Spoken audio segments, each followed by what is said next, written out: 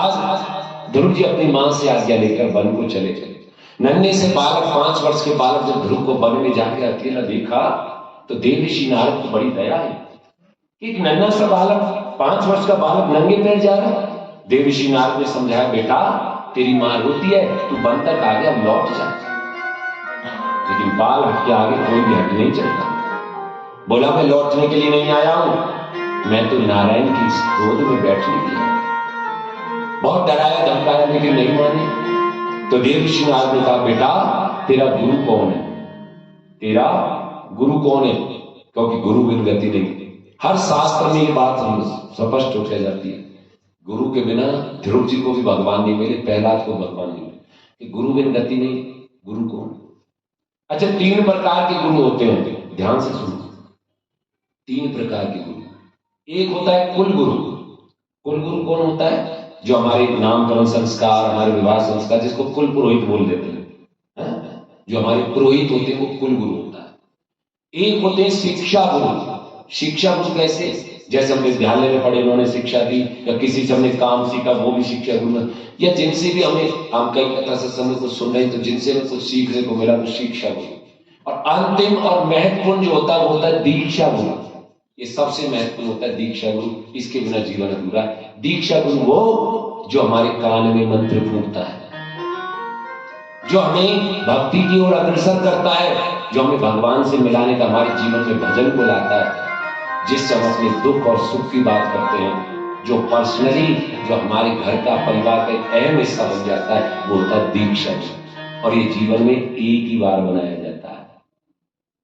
और वो गुरु जीवित रहे तब तक भी, और मर जाए, गुरु जीवित रहे तभी, मरने के बाद भी गुरु मर जाता है, लेकिन उसका मंत्र और उसका आशीर्वाद सदा जीवित रहता है और परिवार रहता है। इसलिए जब तक आपके जीवन में दीक्षा गुरु नहीं है ना, जिसके जीवन में दीक्षा गुरु नहीं है, वो समझे उसकी जीवन अब तक का व्यर्थ है। क्योंकि उसकी ना पूजा ना पाठ। जिस दिन उसके जीवन में दीक्षा गुरु आ जाते हैं, उसके द्वारा की गई हर पूजा 100 गुना होकर मिलती है। 100 गुना होकर मिलेगी। आपने एक पूजा करी, वो 100 गुना होकर आपको प्राप्त होगी महाराज, जिसके जीवन में दीक्षा है। आप जो भी कर्म करोगे उसका 100 गुना।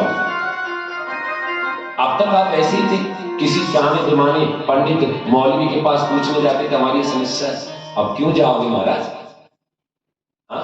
अब तक आपको कोई ठिकाना नहीं था, अब आपका गुरु स्थान आपका ठिकाना है। और समस्या को लिए कई भटकने की जरूरत नहीं है। जब भी मन में कोई भाव आया, दुख आया, सुख आया, घंटी बजाओ, अपने गुरु जी को मिलाओ। नजदीक है तो अपने गुरु के पास चले जाओ। जैसे राजा दशरथ को जब ये रहा कि अयोध्या के वंश को कौन चलाएगा आगे, तो कहां गए? गुरु वशिष्ठ के यहाँ। हे गुरुदेव, सब कुछ है। क्योंकि भगवान को तो हमने देखा नहीं है महाराज, ना हमारी औकात के भगवान हमारे सामने आ जाए, लेकिन हमने अपने गुरु को तो देखा है, जो हम सबको मिलाने वाला है भगवान से। अपने गुरु की शरण को तो पकड़ सकते हैं हमने गुरु को। सतगुरु में तेरी पतंग, सतगुरु में तेरी पतंग, हवा बिच उड़ती जाऊंगी, हवा बिच उड़ती जाऊंगी, हवा बिच उड़ती जाऊंगी, हवा बिच उड़ती जाऊंगी, हवा डोर मत छड़ी लेके बैठे जाऊंगी। सतगुरु में तेरी पतंग, सतगुरु में तेरी पतंग, हवा बिच उड़ती जाऊंगी, हवा बिच उड़ती जाऊंगी, हवा बिच उड़ती जाऊंगी, हवा बिच उड़ती जाऊंगी, हवा डोर मत छड़ी लेके बैठे जाऊंगी।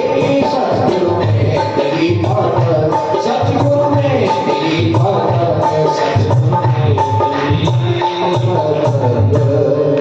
गुरुदेव दया करके मुझे अपना बना लेना, मैं शरण पड़ाते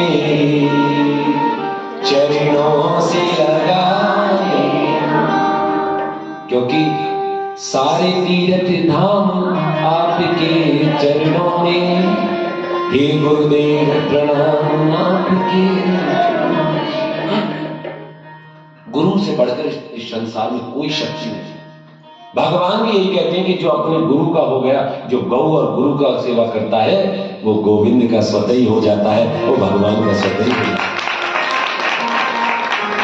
ऐसे कई शिष्य, हमारे कई शिष्य कह देते हैं महाराज, मैंने कल कह देते हमने भगवान को नहीं जाना, हमें तो गुरु जी को जाना। तो गुरु जी ने हमें भगवान से मिला दिया, गुरु जी ने हमें सही रास्ता, क्योंकि गुरु ही सदमार्ग पर ले जाता है।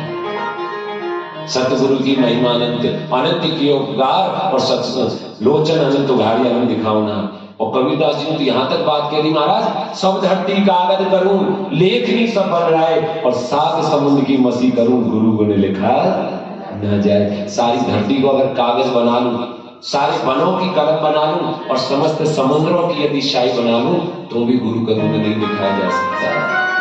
इसलिए गुरु तो इतना महान है। इसलिए सदा एक बात ध्यान रखना महाराज, हरि रूठे ठौर है, कभी अपने गुरु को नाराज मत करना। भगवान रूठ जाएंगे तो मन जाएंगे, लेकिन गुरु रूठ गए तो नहीं मनेंगे। और कभी सपने में भी अपने गुरु की निंदा ना करना, और ना ही किसी दूसरे के गुरु की निंदा, और अपने गुरु की निंदा सुनना भी नहीं। अगर कोई तुम्हारे गुरु की निंदा करता है, या तो स्थान से उठ जाओ, नहीं तो उसे चुप करो। अपने गुरु, अपने गुरु की, क्योंकि गुरु परम शक्ति है। गुरु माने बड़ा, जो अंधकार से ज्ञान की प्रकाश को ले जाए। इसलिए भैया प्रथम गुरु को वंदना, द्वितीय पूजूं गणेश। पहले अपने गुरु की शरण पकड़ूंगा, जब भगवान को पकड़ूंगा। तो गुरु रहेंगे तो भगवान सदा पकड़ में आ जाएंगे। इसलिए प्रातः काल जब भी हो, पहले अपने गुरु जी की तस्वीर, अपने गुरु जी की प्रतिमा, या गुरु जी का जो भी स्वरूप है, उसको प्रणाम करो, अपने गुरु का आशीर्वाद लो, और फिर अपने नित्य कार्यों में लगो, और भगवान की पूजा पाठ करो, सेवा करो। क्योंकि भगवान ने कहा था जब राजा बलि के प्रसंग में, कि जिस पर कल सुनाऊंगा, कल प्रसंग में यही बात आएगी, कि कहा था कि राजा बलि पर गुरु की कृपा है, और जिस पर गुरु की कृपा, भगवान भी उसका सपने में अहित नहीं कर सकते। और विधि के विधान को अगर बदलने की किसी में ताकत है, तो वो केवल गुरु और संत के आशीर्वाद में है, जो विधि के विधान को भी बदल सकता हो, किसी में ताकत नहीं। बोले राधे राधे। इसलिए जब ध्रुव जी से कहा कि तेरा गुरु कौन है, तो बोले जिसके मुख पर 24 घंटे नारायण नारायण नारायण, भला तुमसे अच्छा मेरा गुरु कौन होगा। और ध्रुव जी ने देव ऋषि नारद के पकड़ ली शरण, देव ऋषि नारद ने सीने से लगा लिया। अच्छा, गुरु को अच्छा, शिष्य को अच्छा गुरु मिल जाए तो शिष्य को तो गर्व होता ही होता है। अगर किसी शिष्य को अच्छा गुरु मिल जाए तो उसको तो गर्व होता है। लेकिन अगर गुरु को भी कोई अच्छा सच्चा शिष्य मिल जाए, तो गुरु का भी सीना खुल जाता है कि ऐसा सच्चा शिष्य मुझे मिल गया। ये गुरु को भी फख्र होता है। आज देव ऋषि नारद ने ओम नमो भगवते वासुदेवाय नमो भगवते वासुदेवाय 12 अक्षर मंत्र दिया। इसी मंत्र का 6 महीने में जाप किया। मात्र 6 महीने में ध्रुव जी ने ऐसी तपस्या करी, खाना पीना छोड़ा, जल छोड़ा, वायु छोड़ी, और अंत में भगवान नारायण प्रकट हो गए। ध्रुव जी का सपना साकार हो गया। भगवान नारायण ने ध्रुव जी में भक्ति को अतल लोक का राजा बना दिया, अनन्य भक्ति प्रदान करी। और वो गोद, जो गोद बड़े बड़े ऋषि महात्माओं को प्राप्त नहीं हुई, वो ध्रुव जी को वो नारायण की गोद प्राप्त हो गई। आज ध्रुव की भक्ति धन्य हो गई महाराज, ध्रुव जी की भक्ति धन्य हो गई। बोलो राधे राधे। प्रेम से इस प्रकार ध्रुव के वंश में आगे उत्कल के अंग के बैल राजा, जिन्होंने संतों का अपराध किया, मृत्यु को प्राप्त किया, उनका मंथन किया, तो नारायण स्वरूप पृथ्वी महाराज और लक्ष्मी स्वरूपा अर्ची देवी प्रकट हुई, जिन्होंने भगवान का भजन किया और अंत में भगवान के धाम को प्राप्त किया। इस प्रकार ये ध्रुव के वंश में। और अंतिम पुत्र था प्रियव्रत, प्रियव्रत के आग्नेय, आग्नेय के नाभि, नाभि के ऋषभदेव हुए, जो भगवान के अवतार थे। बोले ऋषभदेव भगवान की। यहीं से जैन धर्म का प्रादुर्भाव हुआ, और इन्होंने भी अपने पुत्रों को भक्ति का उपदेश दिया। सब वन को चले गए, ऋषभदेव भी वन को चले गए। भरत जी एक पुत्र बचे, वो राज करने लगे, उन्हें गिलानी हुई तो अपने पुत्र सुमति को अपने बिठा कर वो भी वन में आ गए। और जब मोह माया में फंसे तो एक हिरण के बच्चे की मोह माया में फंस गए। अंतमति सुगति। मैं हमेशा कहता हूँ कि जिसमें मोह माया फंसाओगे अंत में वही, हिरण की मोह माया में फंसे तो अंत में हिरण को ही योनि में चले जाए। अंतमति सुगति। इसलिए अंत में भैया अच्छी सोच, अच्छे विचार और अच्छे भगवान के दिव्य स्वरूप में, गौ माता में, सब में आपकी श्रद्धा होनी चाहिए। भगवान का भजन किया और अंत में भगवान के धाम को प्राप्त किया।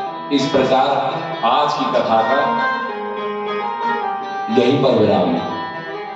आज की कथा यहीं पर विराम है। कल जो कथा सुनाई जाएगी, कल गजेंद्र मोक्ष की कथा।